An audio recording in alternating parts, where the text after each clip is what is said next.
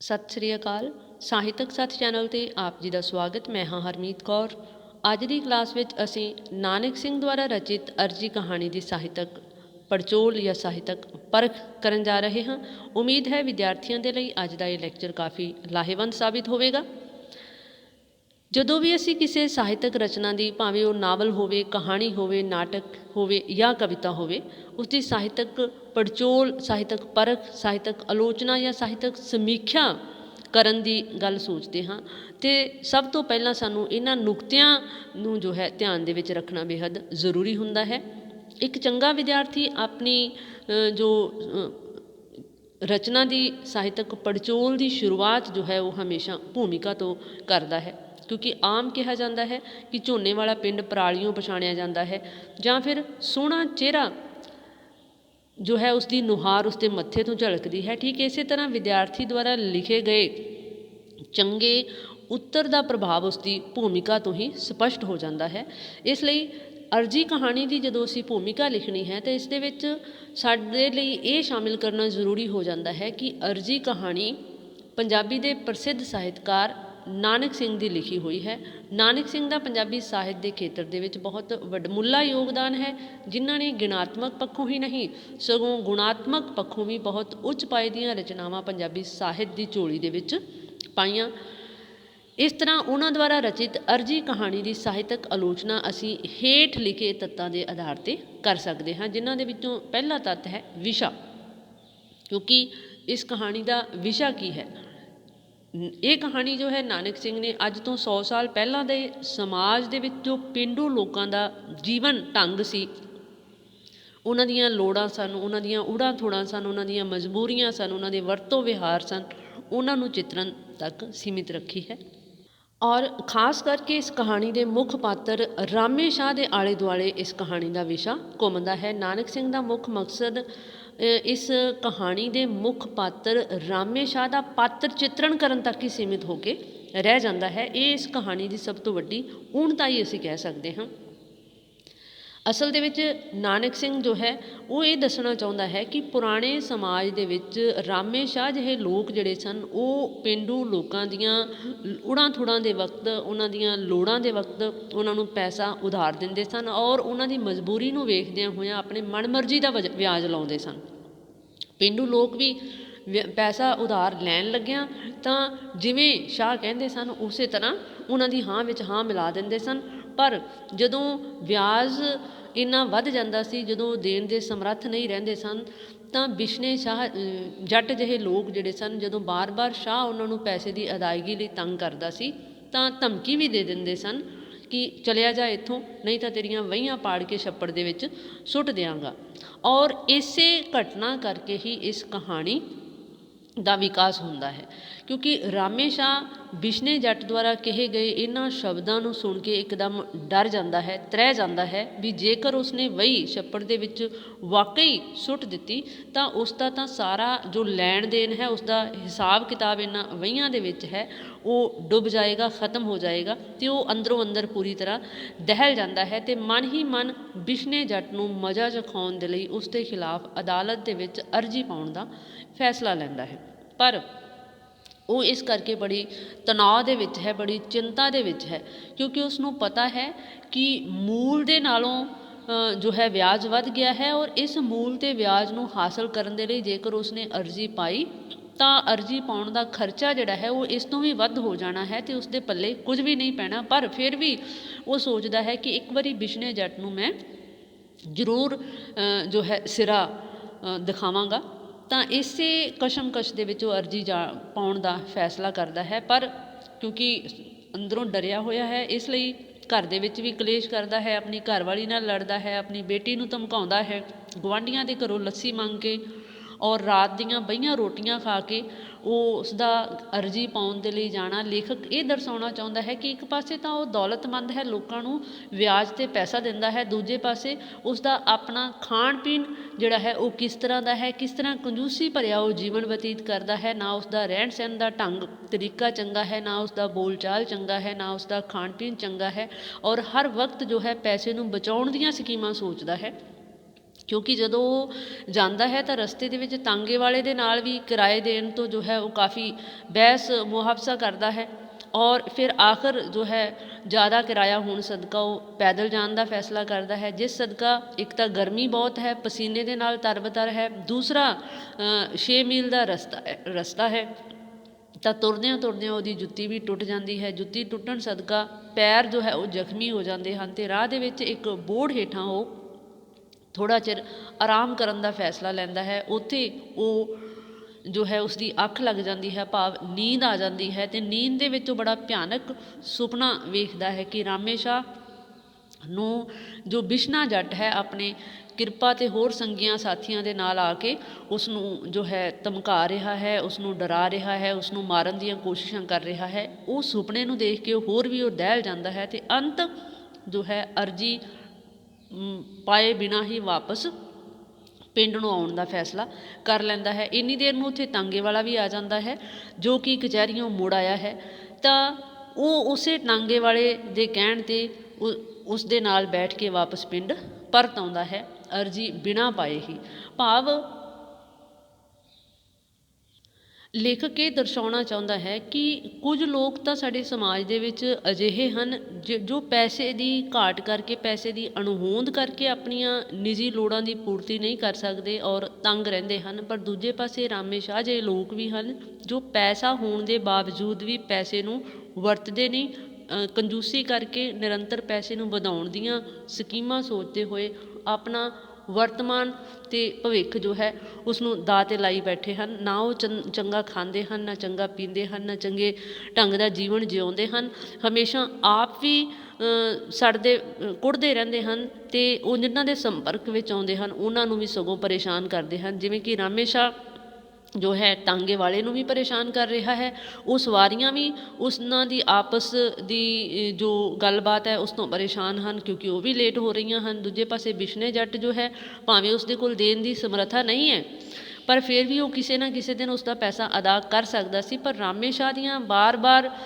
ਜੋ ਹੈ ਫੇਰੀਆਂ ਲਾਉਣ 'ਤੇ ਜਾਂ ਬਾਰ-ਬਾਰ ਉਸ ਨੂੰ ਧਮਕਾਉਣ 'ਤੇ, ਬਾਰ-ਬਾਰ ਉਸ ਨੂੰ ਪਰੇਸ਼ਾਨ ਕਰਨ 'ਤੇ ਪੈਸੇ ਦੀ ਅਦਾਇਗੀ ਦੇ ਲਈ ਆਖਿਰ ਜੋ ਹੈ ਉਹ ਗੁੱਸੇ ਦੇ ਵਿੱਚ ਆ ਕੇ ਉਸ ਨੂੰ ਧਮਕੀ ਦੇ ਦਿੰਦਾ ਹੈ। ਅਤੇ ਇਸ ਤਰ੍ਹਾਂ ਉਹ ਕੁਝ ਅਜਿਹੇ ਲੋਕ ਹਨ ਸਾਡੇ ਸਮਾਜ ਦੇ ਵਿੱਚ ਜੋ ਨਾ ਆਪ ਸੁਖੀ ਰਹਿੰਦੇ ਹਨ ਅਤੇ ਨਾ ਦੂਸਰਿਆਂ ਨੂੰ ਸੁਖੀ ਰਹਿਣ ਦਿੰਦੇ ਹਨ।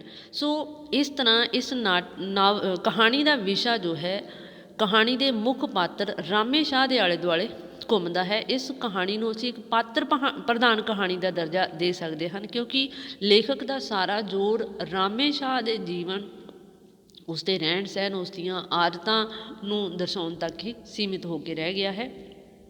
ਇਸ ਤੋਂ ਬਾਅਦ ਆ ਜਾਂਦਾ ਹੈ ਪਲਾਟ ਜਾਂ ਗੋਂਦ।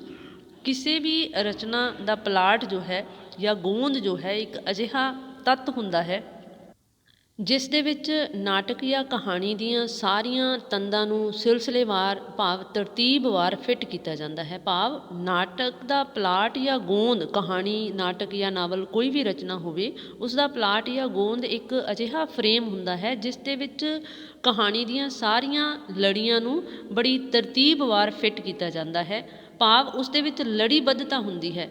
ਪਲਾਟ ਦੇ ਵਿੱਚੋਂ ਜੇਕਰ ਇੱਕ ਵੀ ਤੰਦ ਜਿਹੜੀ ਹੈ ਉਹ ਸਕਿਪ ਕਰ ਜਾਵੇ ਤਾਂ ਪਲਾਟ ਜਿਹੜਾ ਹੈ ਜਾਂ ਗੋਂਦ ਜਿਹੜੀ ਉਹ ਪ੍ਰਭਾਵਸ਼ਾਲੀ ਨਹੀਂ ਰਹਿ ਸਕਦੀ। ਇਸ ਕਰਕੇ ਕਿਸੇ ਵੀ ਰਚਨਾ ਦਾ ਜੋ ਪਲਾਟ ਹੈ ਉਹ ਬਿਲਕੁਲ ਗੁੰਦਵਾ ਹੋਣਾ ਚਾਹੀਦਾ ਹੈ, ਖਿੱਚ ਭਰਿਆ ਹੋਣਾ ਚਾਹੀਦਾ ਹੈ, ਨਾਟਕੀ ਹੋਣਾ ਚਾਹੀਦਾ ਹੈ ਔਰ ਕਹਾਣੀ ਰਸ ਦੇ ਨਾਲ ਭਰਪੂਰ ਹੋਣਾ ਚਾਹੀਦਾ ਹੈ। ਇਸ ਦੇ ਵਿੱਚ ਸਮੇਂ ਅਤੇ ਸਥਾਨ ਦੀ ਏਕਤਾ ਵੀ ਨਿਰੰਤਰ ਬਣੀ ਰਹਿਣੀ ਚਾਹੀਦੀ ਹੈ ਕਿਉਂਕਿ ਕਹਾਣੀ ਦੀਆਂ ਸਾਰੀਆਂ ਲੜੀਆਂ ਜਿਹੜੀਆਂ ਨੇ ਉਹ ਨਿਰੰਤਰ ਇਸ ਤਰ੍ਹਾਂ ਚੱਲਣੀਆਂ ਚਾਹੀਦੀਆਂ ਹਨ ਕਿ ਪਾਠਕ ਆਪ ਮੁਹਾਰੇ ਲੇਖਕ ਦੀ ਉਂਗਲੀ ਫੜ ਕੇ ਉਸ ਦੇ ਨਾਲ ਤੁਰਦਾ ਜਾਵੇ। ਜੇਕਰ ਪਲਾਟ ਜਿਹੜਾ ਹੈ ਉਸ ਦੀ ਗੋਂਦ ਢਿੱਲੀ ਹੋਵੇਗੀ ਤਾਂ ਉਹ ਕਹਾਣੀ ਜਿਹੜੀ ਹੈ ਪਾਠਕਾਂ ਨੂੰ ਪ੍ਰਭਾਵਿਤ ਕਰਨ ਦੇ ਵਿੱਚ ਸਫਲ ਨਹੀਂ ਹੋ ਸਕਦੀ।